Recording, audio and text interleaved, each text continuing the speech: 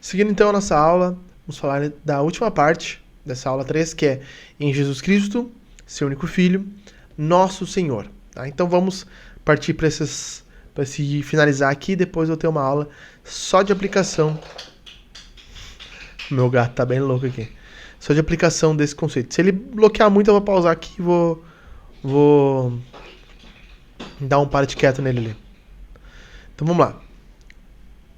O que significa Jesus ser chamado de Nosso Senhor? Primeiro, o que nós temos que notar aqui é que a palavra Kyrios e Jeová tem uma correlação entre o Novo e o Antigo Testamento, a tradução do grego e a tradução do hebraico. Mas antes de eu falar sobre isso, deixa eu falar de como o credo acaba nos trazendo um senso de comunidade. E aqui é importantíssimo falarmos sobre crentes que não querem congregar com outros irmãos. Perceba, o credo diz assim: em Jesus Cristo, seu único Filho, meu Senhor. Ou ele diz, em Jesus Cristo, seu único Filho, nosso Senhor. O credo está afirmando que a fé é comunitária.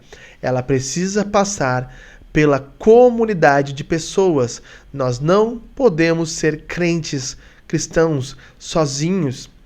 É por isso que eu digo, se nós conhecêssemos o credo, se nós olhássemos a natureza do credo e olhássemos como ele reflete a Escritura, nós não teríamos crentes falsos, crentes fracos, crentes fragilizados no nosso meio. Nenhum crente diria assim: eu posso ser igreja sozinho. Se ele conhecesse o credo, se ele conhecesse o que o credo diz, nosso Senhor. Ou seja, em primeiro lugar, quando nós confessamos que ele é o nosso Senhor, nós estamos dizendo que o credo é coletivo, é comunitário. Nós precisamos que os nossos irmãos confessem com a gente que ele é o Senhor meu. Perceba uma coisa.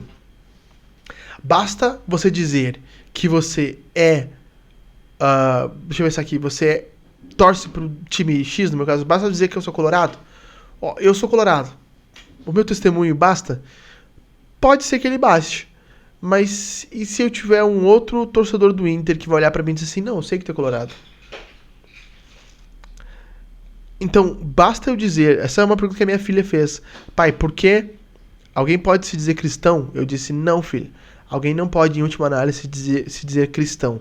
Ele precisa que alguém diga que ele o é. Então, quando nós dizemos Nosso Senhor, eu preciso que alguém diga pra mim, e assim, você tem vivido debaixo do senhorio de Jesus.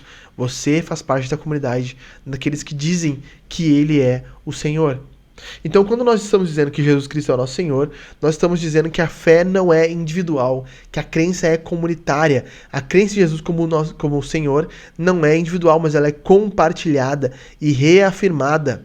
Reafirmando que ele é o Senhor de toda a comunidade cristã. O pastor não é o dono, os líderes não são o dono, a diretoria não é o dono da igreja é o Senhor Jesus, ele é o dono da história, ele é o dono do mundo, ele é o Senhor dos crentes. É ele quem comanda e manda e desmanda na vida daqueles que creem nele. Então é um compromisso pessoal com o senhorio de Jesus. É uma submissão ao nome de Jesus. Por isso que quando no Novo Testamento aparece a palavra Kyrios, significa Senhor, Senhor absoluto, dominador. Na cultura greco-romana, a palavra Kyrios designava uma autoridade total e dignidade suprema. Ao chamar Jesus Cristo de Senhor ou de Kyrios, os cristãos reconhecem a supremacia e a autoridade total sobre toda a criação, incluindo sobre suas próprias vidas. É por isso que Abraham Kuyper vai dizer que não há nenhum lugar da criação que Jesus Cristo não pode dizer: este pedaço é meu, ele é o Senhor de tudo. E quando ele diz que ele é o Senhor de tudo, isso é uma declaração de igualdade com o Deus Jeová, que se declarava Senhor de todas as coisas. O mesmo termo usado no Antigo Testamento para Senhor, em letras maiúsculas, que era Jeová, foi traduzido para o grego como Kyrios, na Septuaginta. E a mesma expressão o Senhor Jesus usou para si, como ele dizendo: Naquele dia muitos dirão, Senhor, Senhor, ou seja, Kyrios, Kyrios. Jesus usou o mesmo nome, a mesma expressão que era dada ao nome de Deus. Mais do que isso, Jesus usou a mesma expressão que César usava, que o imperador usava. O imperador queria ter domínio sobre toda a criação e sobre todas as pessoas. Jesus diz, nenhuma ordem política tem domínio sobre as pessoas, porque eu sou o Senhor que domina sobre todas as pessoas. Eu sou aquele que está sobre todos os poderes. Então, quando aparece a palavra Kyrios, está falando sobre o domínio de Deus. Quando aparece Jeová, ou Jeová, Jeová, é uma conexão com o nome hebraico. É uma ligação com a religião judaica. Como eu já falei lá, quando nós falamos de Cristo, aqui nós estamos falando de nome Senhor também. A fé cristã não é uma fé isolada da fé hebraica. Na verdade, ela é uma continuação da fé hebraica. Ou melhor dizendo, ela é a verdadeira fé hebraica, que apresenta, conforme as escrituras do Antigo Testamento, Jesus Cristo como o Jeová, o Senhor. O Novo Testamento faz um paralelo direto, identificando Jesus como o próprio Deus de Israel. Ou seja, ao professar Jesus Cristo como Senhor, os cristãos afirmavam que ele é o mesmo Deus que se revelou a Moisés e aos profetas, agora encarnado. Veja que a palavra do Senhor veio até Jeremias, a palavra do Senhor veio a Isaías, a palavra do Senhor veio a Ezequiel. A palavra, o Logos, a palavra de Deus, é o Senhor Jesus. É a forma de Deus, quando Deus se comunica, ele se comunica através do Senhor Jesus. Como o Senhor, quando o Senhor Jeová fala, ele fala através do Senhor Jesus. Então, significa que Jesus é Deus e também Senhor. Essa é a verdade. Como diz lá em João 20, 28, quando Tomé vê as chagas de Jesus, as feridas de Jesus, ele diz, Senhor meu e Deus meu. Perceba, um judeu nunca iria atribuir o nome de Deus a um ser humano. Nunca. Para ele ter feito isso é porque ele teve um reconhecimento da divindade de quem Jesus era. Então ele reconheceu a divindade de Jesus e sua autoridade. E essa é a declaração base, uma das declarações basilares da fé cristã. Jesus não é somente um mestre, não é um profeta, como diz o Islã, não é um mestre, como diz o Espiritismo, não é um ser iluminado, como diz o Kardecismo. Jesus Cristo é Deus e Senhor. Ele é dominador e ele é divindade plena, o único verdadeiro Deus, digno de toda adoração, toda paixão, toda comoção e toda obediência.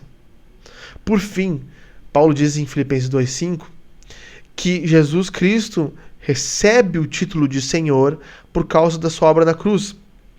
E Romanos 1,4, que eu lembro quando eu comecei a ler o comentário de John Murray, eu li esse texto e nunca tinha parado para pensar como ele refletia as questões hebraicas de reinado, de coroação, mas também como ele era interessante para falar sobre o senhorio do Senhor Jesus Cristo.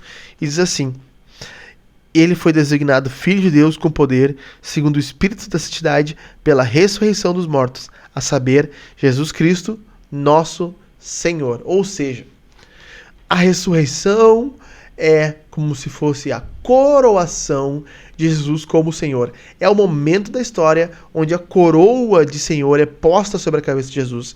Eu costumo brincar que a ressurreição é como se fosse os dois risquinhos do WhatsApp ficando azul, ou seja, comprovando a leitura da mensagem. A morte de Jesus foi recebida, o seu sacrifício foi pago, Deus visualizou aquilo e agora ele ressuscitou dos mortos. A ressurreição confirma a divindade e o senhorio de Jesus. E em Filipenses 2, Paulo mostra que, ao ressuscitar, Jesus foi exaltado como Senhor sobre tudo, e todos os seres devem reconhecê-lo como tal. E em Romanos, Paulo destaca que Jesus foi declarado Filho de Deus com poder por sua ressurreição, mostrando que ele é o Senhor prometido. Então, fazendo uma conclusão aqui desse trecho do credo, assim o credo afirma que Jesus é o Senhor de todos, o Deus verdadeiro e eterno. A ressurreição sela, comprova, ela testifica essa verdade. E a nossa confissão como comunidade reforça que pertencemos ao único Deus revelado em Jesus Cristo. Perceba, A salvação é individual, mas também passa pela coletividade. Você é salvo por crer em Jesus, mas ninguém será salvo sozinho. Você não será o alecrim dourado no céu. Você precisará dos seus irmãos, aqueles que confessam nosso Senhor. Na próxima aula eu quero trazer algumas aplicações sobre essas verdades. Então fica comigo para nós encerrarmos esse primeiro ponto, esse ver, como eu falei, esse começo da apresentação de quem Jesus é, para a descida dele, encarnação, humilhação e depois ressurreição, tá bom? Até a próxima aula.